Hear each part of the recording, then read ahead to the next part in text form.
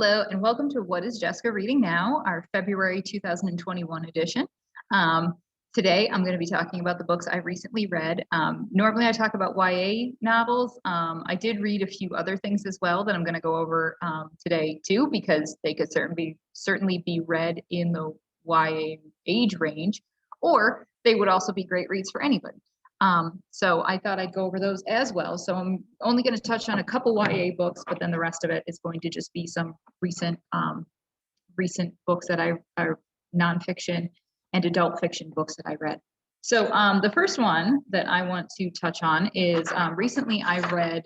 I don't have it in right now because it's actually someone has checked it out at the moment. So I've got a printout here. I read Trevor Noah's Born a Crime. Excuse me. You might recognize Trevor Noah as the host of The Daily Show.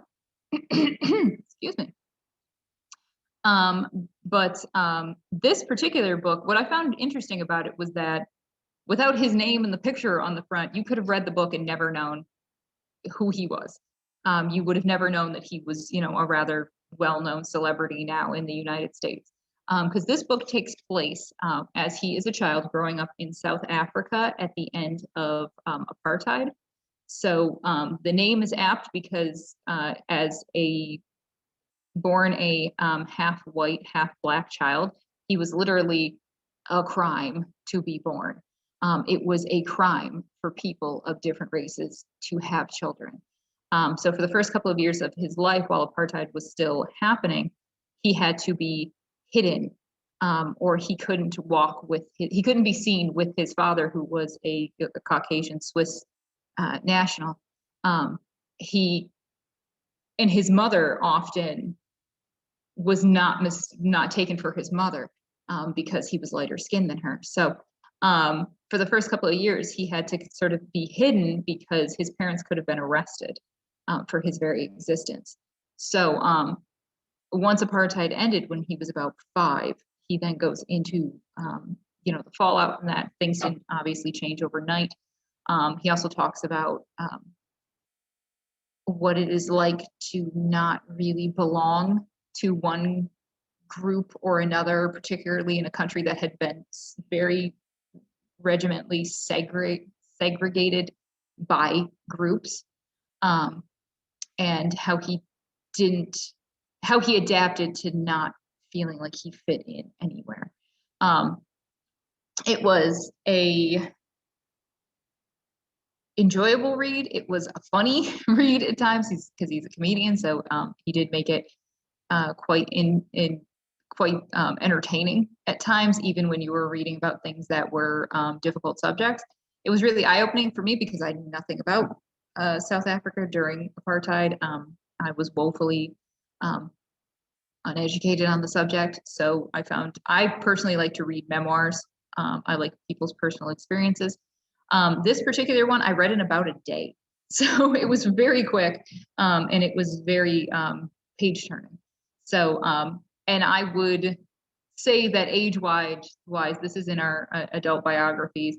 I would say that you could also read it, late teens, early 20s. That it would certainly be appropriate for those age groups as well. So that's why I wanted to bring this one up, because you could read it as a YA reader. You can read it as an adult. It was very eye-opening, and definitely worth the read, looking into. And as I said, it was also a very quick read. Read it in about a day. So that was Born a Crime by Trevor Noah. Another book that I read recently, which might be a bit more trending towards the adult side. I mean, I guess it depends on what your reading tastes are, but this was a nonfiction book. Again, I have it at my house, so I forgot to bring it in today, called Lost Connections by Johann Hari, uncovering the real causes of depression and the unexpected solutions. This is in our nonfiction section. In this particular novel, the author, who is a journalist, goes into how he was prescribed antidepressants for 13 years. This would have been particularly starting in about the 90s, which, if anyone else remembers the 90s as I do, antidepressants became a big thing, a very big thing. They became widely prescribed. I'm not at all going to make an argument about whether or make a judgment on whether or not that was appropriate. But at the time, you know, the thinking was that depression was caused by a chemical imbalance in people's brains. That's what the author was told, and he found for him that as he was taking these medications, that they would wear off after a while, and then he would need a higher dose, and then they would wear off, and then he would need a higher dose, and this went on for 13 years, and he felt like at the end of that he hadn't made any progress. So he, using his journalism skills, decided to look into it, and was rather surprised by the information he found. So really, it's a call for looking at depression in a more holistic way, not just as a chemical issue, but as a social issue, as a personal issue, as an interpersonal issue. You know, how can we help people to feel more connected? How can we feel more value in our lives, in our work, in our relationships? So again, I found it a very easy read. I found it a surprisingly, you know, thought-provoking read. I would recommend it if you're interested in it. I will say that it does seem like the author had a bit of a personal stake in. He says that he didn't want to believe a lot of the information he discovered about medications and about the fact that they weren't quite as successful as he'd been led to believe, or that the cause wasn't always chemical the way he'd been led to believe.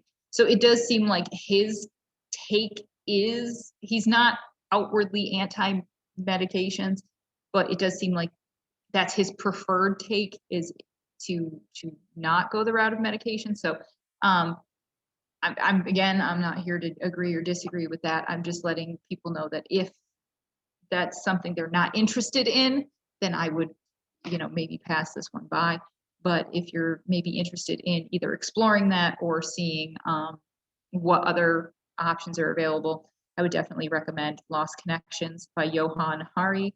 The only thing I will say is that it was a little frustrating because part of the suggestions is, you know, to connect with people, to get out, to get into groups, to find those groups of people, and we kind of can't do that right now. So it was just a little bit, you know, and it was just timely that I was reading it now. So I will say that was a little bit frustrating because it's like, well, we can't go meet up in a group, but still I did find value in reading it even during these difficult times. So I would definitely recommend that. That one is in our adult nonfiction section. Kind of working down the line, I'm also going to, so now we're going to get into the fiction. This particular book is not one that I've read recently, but it is one that I own and I've read about 4 times. So I really like this book, and I thought it would be apt here because it is in our adult fiction section. It is Uprooted by Naomi Novik. Try to get the glare off of there. This book, I often wonder why it's not in YA, but then again, I can also make the argument for why it's adult fantasy. It could definitely fit. If this was in YA, you'd never question it. As adult fantasy, it's also fine too.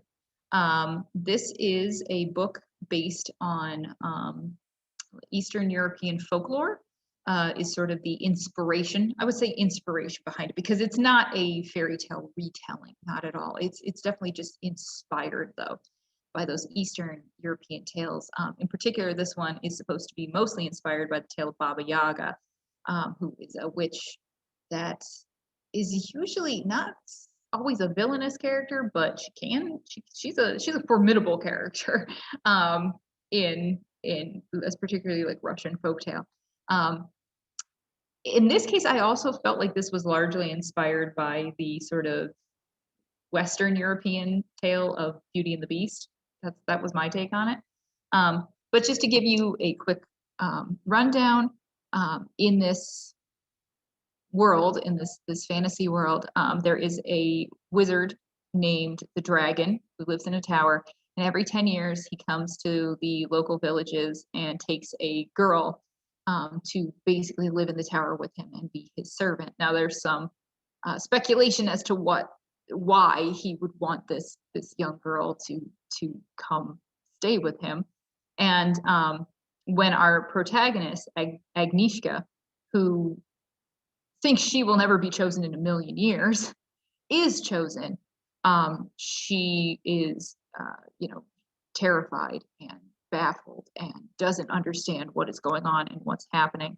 All her expectations are basically turned upside down when she learns that she possesses the ability to do magic, and by that virtue he has to train her, except she does not lend herself well to formal training, and she has to find a sort of more a more natural way and her own way of going about it. That is the framework of the story. There's also a bigger story going on with this dark wood that seems to be taking over the land, that seems to corrupt people, and can sort of take over not just people, but whole nations. So I can't see why it's adult fantasy. The protagonist is 17, which doesn't seem to be relevant. Like, she could have been older, and it would have been fine. I think maybe they were trying to, publishing wise, they were trying to ride that line between YA and adult fantasy. Because really, other than that, there's no reason why she's 17. But there is some intense scenes in it. There is some bloody scenes, some violence. There is not. I guess there is some adult themes, I will say. But I really enjoyed this book. I really liked the character of Agnieszka. I also liked the character of the dragon. He's a very subdued character, so you kind of got to read between the lines sometimes about his personality. But I found him to be a lot of fun. I really liked, there's a friendship between Agnieszka and her best friend, whose name is now escaping me. But I like the sort of epicness of this book, with the fact that it's a standalone novel. I really like standalone fantasy. I am not always in the mood. Fantasy tends to have these long, sweeping, epic series, and I'm not always in the mood for that. Sometimes I just want a one and done book, and so Uprooted by Naomi Novik definitely scratches that itch for me. And I own a copy of this, as I said, but we have it here in our adult fiction section at Macedon. I think the next one I'll go on to is one that we don't have here at Macedon, so you would have to get through interlibrary loan. I read this one in December and forgot to talk about it in my January wrap up. That is Fable by Adrienne Young. This book was just a lot of fun. It is part of a duology, so it is not finished yet. Second book, I believe, is coming out in March. It was just a lot of fun to read. It was a high seas, not quite pirate, but kind of pirate, like swashbuckling sort of tale. It had to do with, characters having to do certain things that they might not otherwise want to do to survive, or having to make themselves very hardened people, I guess, to do what they had to do to survive. It also has to do with treasure and finding sunken treasure, and there is a little bit of romance, there's a little bit of friendship, it's just fun. It was just fun. I will read the second one when it comes out. It's called Namesake, but I'll probably read this one. I read this one, and then I'll read the next one, and I'll probably move on, forget I ever read them. But if you want something that's just a fun read, you just want something to just kind of not even necessarily turn off your brain, but just kind of have that adventure sort of tale, particularly if you want something kind of high seas adventure, then I definitely recommend Fable by Adrienne Young. I did buy a couple of her other books, which were about Vikings, because I did like her writing style. So this is one that we do not have here on premises. You would have to get it through the interlibrary loan, but I definitely recommend it if you just want something that's just fun. So that would be Fable by Adrienne Young. The last book I'm going to talk about is also in that same category. It's just fun. It's not very heavy, but this one we do have here at Macedon. This is one of our new books. called The Kingdom of the Wicked by Carrie Maniscalco, I believe is how you pronounce her name. This is part of the James Patterson Presents series he's been coming out with. How to describe this book? I'm actually only about, this one's I'm not quite finished with yet, but I think I will be finished with it certainly by this weekend.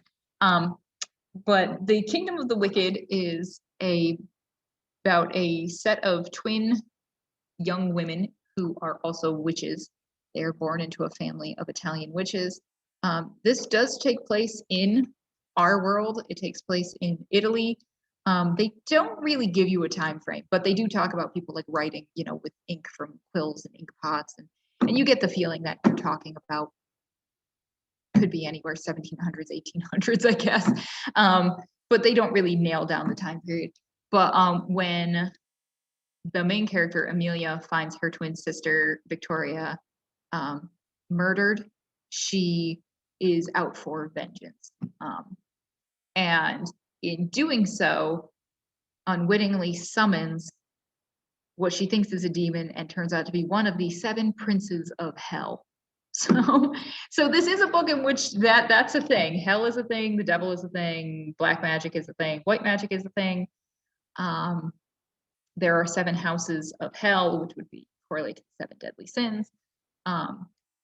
This is a enemy to lovers trope between her and Wrath, the prince of the House of Wrath. And like I said, it's a very quick read. I started this yesterday and I'm already 150 pages into it. It's a very quick read. It's just kind of fun. It's just, you can't take it too seriously. I mean, you can't take a book about summoning princes from hell too seriously.